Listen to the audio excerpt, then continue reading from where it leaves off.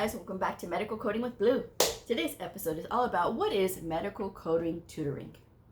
If you are brand new to my channel, welcome. I am Blue. I'm a medical coder. Okay, guys, so I think that the definition of tutoring is pretty well straightforward, but I did get a message from somebody, and this is the basis of today's show. Tutoring typically is you are a student and you have a problem. There's something that you can't figure out. You need somebody to work with you one-on-one to explain the concepts, explain the ideas behind it. How do you get there? How do you figure this out? That is what a tutor does, okay? A tutor is specifically one-on-one with you, all right? And so, yes, there is group tutoring, but there's people who do that and there's people who don't do that. And while, yes, I am a medical coding tutor myself, there are tons of tutors out there, okay? So I don't want y'all to think, oh, this is just about yourself. I'm telling you what a typical appointment with me looks like in this episode, okay? Only because I have gotten questions like this before, as far as like somebody will say, well, I'm looking for somebody to do a lesson plan for me. You're looking for a school, okay? That's what you're looking for. And what I do is tutor. You have an issue, you have a problem, and you can't figure it out. You come to me, if you're booking with me, and I explain it. Different people have different ways of doing things. What I do is I look at the individual and how they're coming to me in this session, because we meet over Zoom so I can see you, okay? There's very rare times that people won't turn the camera on, but for the most part, I can see you. And it helps because I'm able to see your reactions and your hesitations, what you are telling me with your body language as far as like if you're really getting this or not. Because some people will say, oh yeah, I understand, and you can read it all over their face that no, they're not. And I've called out people before, no, you don't. And they're like, I don't really get, I don't. So then I'll explain it a different way. And then, oh, okay. Then you see the light bulb go on. So I'm going to read this message and then I'm going to get into what it's like and how to decide if you actually need a tutor or if it's just maybe you need to find a mentor, because there's a difference. All right. So the person wrote to me and said, hello, Blue. I need some tutoring with you. I did graduate from a medical billing and coding program, but I have not found work in this field yet. So I would like to get some help. Looking forward to it. Thanks. I wrote her back, gave her my rate, and I told her the payment method, and then I said that here's my availability. And I said there are no refunds for partial or missed sessions, because I've had people try to do that before to me too. Well, Blue, what if we don't use the whole hour? Oh no, trust me, we use the whole hour. Okay, it's a very rare instance where I don't get the whole hour with the person because the person is choosing to leave. Everybody gets the full hour. Okay, you pay for your time with me, those 59 minutes and 60 minutes in an hour, you're paying for that time with me. And so that is what we use, and to be able to prepare and go over your questions, things like that. And I say that the meeting is on Zoom because that is how I conduct my meetings. I don't do them over the phone. I don't do them over any other platform, just Zoom. You do not have to have a Zoom account in order to go into a Zoom meeting. All you need is the link, which is what I send you once I receive your payment for the session. So the person comes back and says, okay, thank you, Blue. What's included in the Zoom meeting? And I said, it's 1 hour of tutoring on Zoom. You ask me questions and I answer. And so then the person came back and said, okay, I understand, because what I'm looking for is refreshing or reviewing. Refreshing or reviewing what? So the thing about it is, whenever somebody is coming to me and says, Blue, I need a tutor. I don't understand evaluation and management, for example. And I say, okay. So I will make sure that I have the link for like the evaluation and management tool if they don't already have it. I will tell them, make sure you have your CPT manual with you. And during the meeting, if there's a resource that I can send them, I will send them the resource during the meeting time.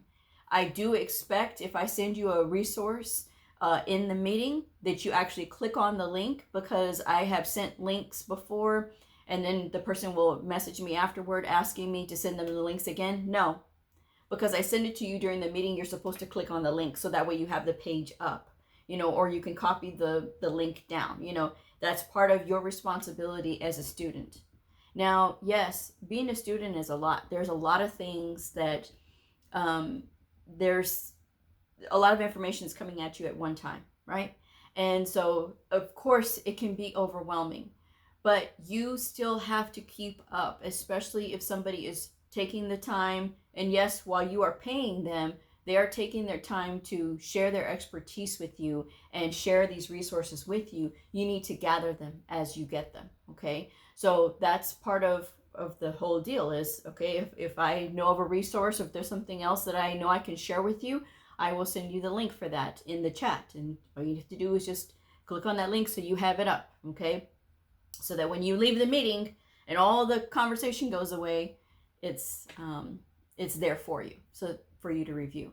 So I will explain whatever the topic is, if it's about evaluation and management, or if it's just about looking up diagnosis codes or CPT or any of those things. I will take the time to explain those things. I will go over anything like the questions that you're asking me, like if you have your workbook with you and I happen to have the same workbook, we can be going through it together, okay? And that's how we can work through those things. But tutoring, what tutoring is not, hey, I'm just going to sit back and then you just tell me, what do you think about this topic? Like this person did, with I'm just looking for review and refresh. Review and refresh on what? Medical coding is vast. What are you looking for? You need to be specific with what your needs are, because I can't assume what you know and what you don't know. Okay.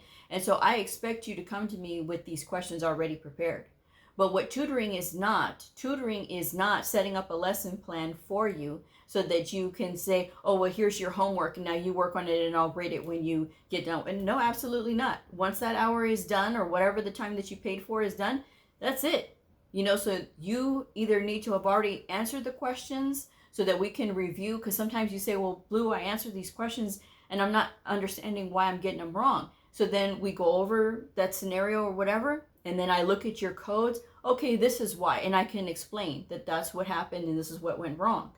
But what it's not is helping you with a job assessment. I will never help somebody with a job assessment, so don't even ask me. I've been asked several times, oh, can you help me with a job assessment? Absolutely not. The job assessment is not to assess my skills. The job assessment is to assess your skills. If there is something that you don't understand or you can't figure out, you have the same access to Google as everybody else. Okay, that's number one. Number two, your coding books are right there. And number three, a lot of the things that people get hung up on are guidelines based. A lot of them are guidelines based. And it goes to show you that people that are not looking at the guidelines. Somebody asked me a couple weeks ago about MI, coding for an MI, a previous MI, right? Myocardial infarction. Somebody was asking about that. And they go, well, I don't understand, like if it's this many weeks later, what do we do? And I said, you're not reading the guidelines and it shows. I'm going to be very direct. There is no reason to sit here and sugarcoat anything. I'm not trying to be mean with you, but what I am saying is this: if you're not going over those guidelines, you're going to ask simple questions like that can be easily remedied by looking in the guidelines. And a lot of you don't review the coding guidelines. There's a lot of you that don't. And again, it shows. It shows in your work. It shows in what you're doing, okay? So if you are reviewing the guidelines, then that's something different. Then, of course, you wouldn't be asking those questions, okay? But that's what you have to know. If you're in school and you're stuck and your teacher won't help you, and you're really concerned and you want to pass, but you're just stuck and you just need an expert to help you, then that's when you can reach out on LinkedIn. You can ask the community on LinkedIn, hey, does anybody have any recommendations for tutors? If you don't want me, that is totally fine, guys. I really don't care, okay? I really don't. Because at the end of the day, if you book with me, this is because you want to say, hey, Blue, I just need a little bit of your time. That's okay. And I'm all for you, because I'm going to concentrate on the people that are not going to waste my time and not be like, oh, well, your rate this, your rate that. I'm not going to debate anybody about my rate. I won't, because I've earned every single increase I've had on my rate. I've earned it. Okay? And there's a lot of people that will tell you that have gone through sessions with me that they're able to understand. And there is something to that. Because again, not everybody teaches the same. And there's a lot that goes into when I'm working with somebody one-on-one. I am using my experience to help you, number one. Number two, I'm watching everything that you do and how you respond so that I can tailor my approach to you. Okay? So that's what you have to understand there when it comes to all that. Now, deciding if you need a tutor. Is this necessary? Do you have to book a certain number of sessions? Other people may have you can only book certain number of sessions minimum with them. If you only want 1 hour with me, trust me, my schedule stays plenty full that I don't have to worry about, oh, you can only do this, you can only do that. My only minimum thing is it's a minimum of 1 hour. I don't do less sessions than that, okay? Because there's nothing that you can talk about in 15 minutes that's going to get off the ground, okay? I had one fella who thought he was going to be slick and say, oh, I know you said we can do 15-minute sessions. I don't know who you were talking to, but it wasn't me. It was not me, because I don't do 15-minute sessions. You can't get through anything in 15 minutes. No way. And you're not going to disrupt my day for 15 minutes. I'm sorry. You're not going to do it, you know. So that's what you need to think about. Now, how do you know you need a tutor? If you're running into problems and your instructor won't help you, and you're saying, okay, again, I'm trying to understand this, and what I'm reading in the book, what I'm watching online, it's not helping me. Let me find a tutor that can help me and walk through this with me. Have your questions prepared. Now, if it's just that, oh, I don't feel like studying, I'm tired of studying and I don't want to do this by myself and I need somebody to be accountable with me, so I'm going to hire a tutor. Some people will do that, but then I'm going to say, I'm always going to err on the side of being conservative with your money, okay? Yes, there are things that you're going to have to spend a little bit more on, a little bit more in order to get better quality. But there is going to be a time when you're going to have to watch your expenses, okay? And I'm always watching, like, you know, for me, you have to watch what you spend, right? Because otherwise, you know, your spending could get out of control. And it's the same thing when you're learning something like medical coding. Some people get so wrapped up into all that and they think they need to spend all of this money. And your time with that tutor is going to be your own investment into your understanding of this. And sometimes it's just one session or it's just 2 sessions. Sometimes it's 5 sessions. It all depends, okay? And so I would really encourage people who are trying to use tutoring as a way of, like, you know, accountability and saying, okay, well, if I pay this person, then they're going to hold me accountable. There is nothing that I can do for people who say that. I mean, other than be present in the session and ask you how's it going and what's going on and things like that. I'm not going to call you every day trying to get you to make sure that you're studying, or email you every day to say, hey, you know, how's it going and things like that, because my schedule won't allow for that. Okay, so again, use tutoring for what it's for, is to understand what you need to have clarified. Because there's going to be things, especially when it comes to documentation nuance, that you may have to have somebody to really explain some of that stuff. Again, it all goes back to, okay, well, here we go, you know, but tutoring is for understanding. Tutoring is not for lesson planning, or like I'm sitting here having to just talk to you about a review or refresh about this subject or that subject. I don't know what you know, okay? So if you're saying, well, I just want to do a refresh, and you're basically just sitting back and not being an active participant, you're just listening to me do this presentation, that's not how that works. It's even when I do my education with my providers, I am very big on, hey, these are the slide decks, right? I print out the slide decks because I don't trust technology, because it always happens. The projector's not working, or something's delayed, or somebody can't figure something out. Absolutely not. I print off the packets, right? Whatever I need, Okay, and before any of you complains, oh, that's the environment, blah, blah, blah.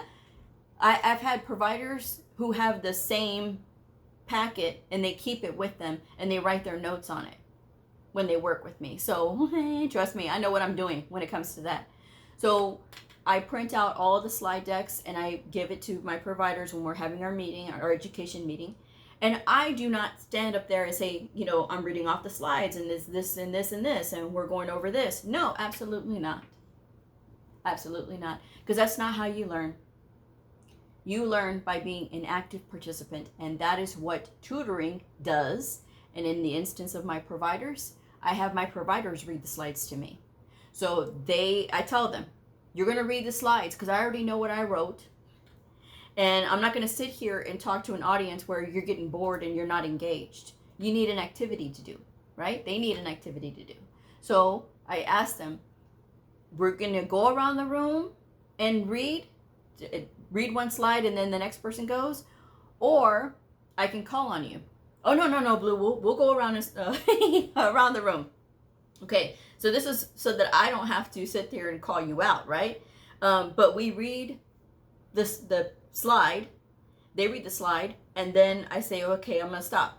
And then I explain what was on the slide, and then it gives them the opportunity to ask a question to clarify anything on that slide that was not clear to them. And what's great about this approach is that they are able to be engaged. And it's keeping them alert and awake, because otherwise, if you're just standing up there doing a presentation and you're speaking coder and these providers are getting bored, they're just going to sit there and fall asleep.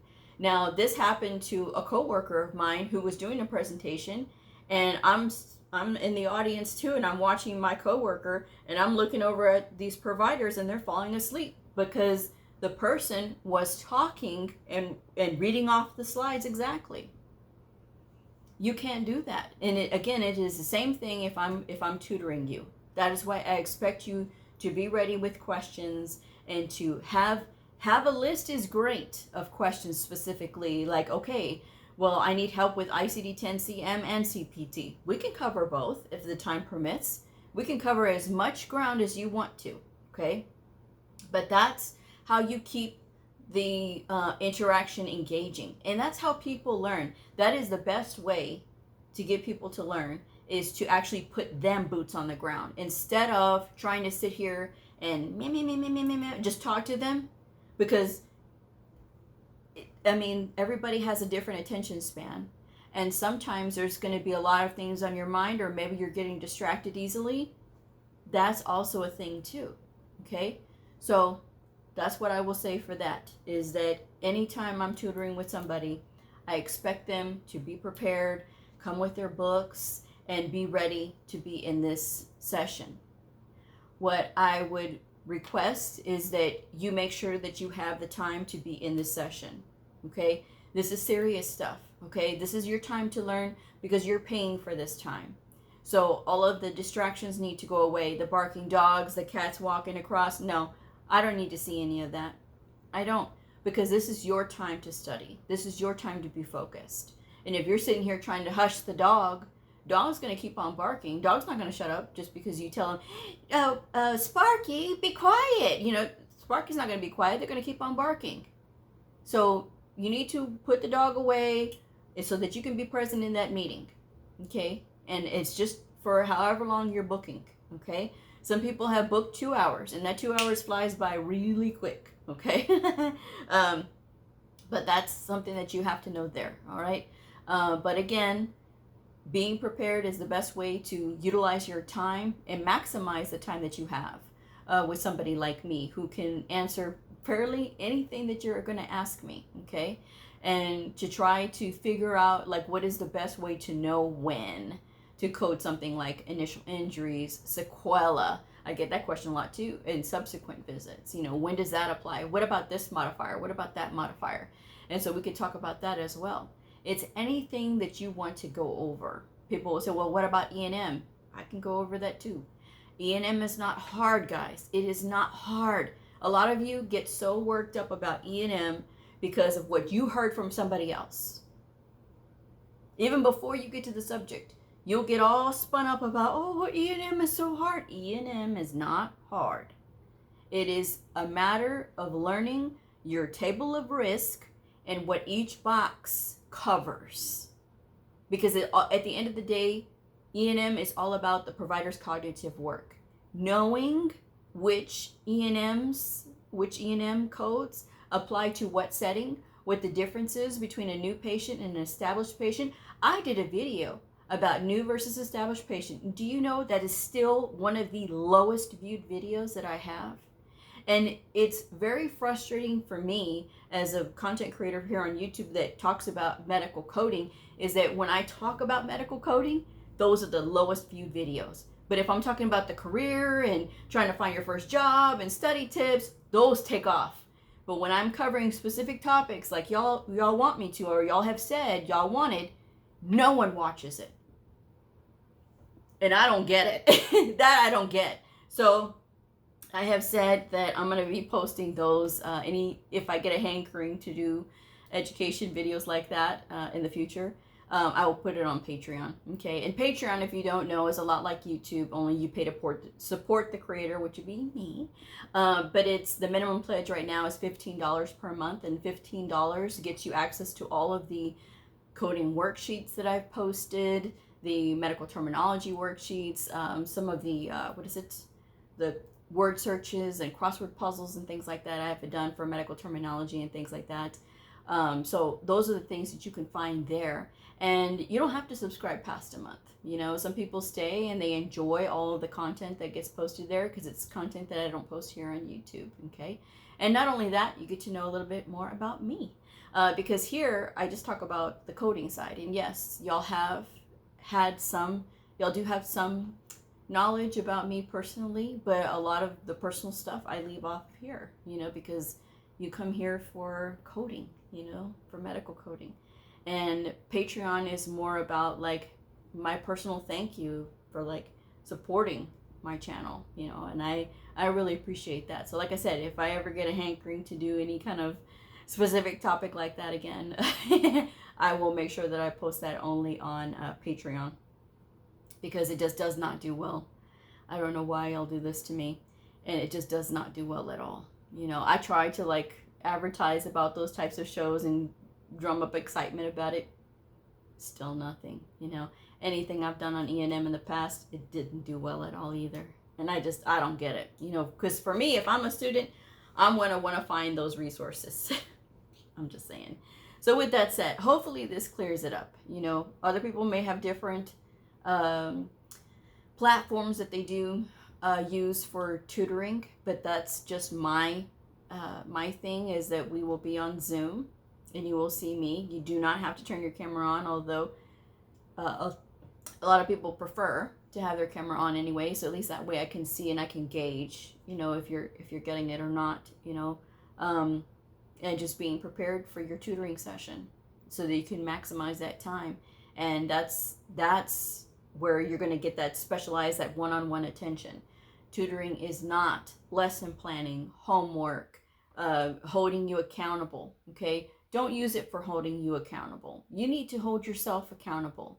Now, if you want to have a tutor to work with you during your self-study process, that's what I say too. If you're going to go the self-study route and you want to, all that money you saved not having to go to a school, right? And you put that towards a tutor, you can schedule that tutor for however much you want to. I do that. People will sometimes book a month in advance, 2 months too, as well. So it really all depends on your schedule and what you're willing to do. But I will have that schedule like, okay, this is the times that I have available, okay?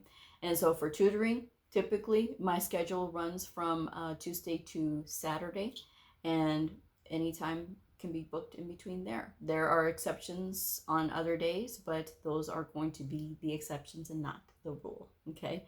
So with that said, tutoring is just going to be another investment for you, okay? And a lot of times it will be worth it, especially if you use it wisely, okay? If you come with your questions and you come prepared, you'll be good to go, okay? So with that said, I'm going to go ahead and wrap this one up. Thank you guys so much for joining me. If this video helped you, please like, subscribe, and share. And I'll see y'all next time. Bye.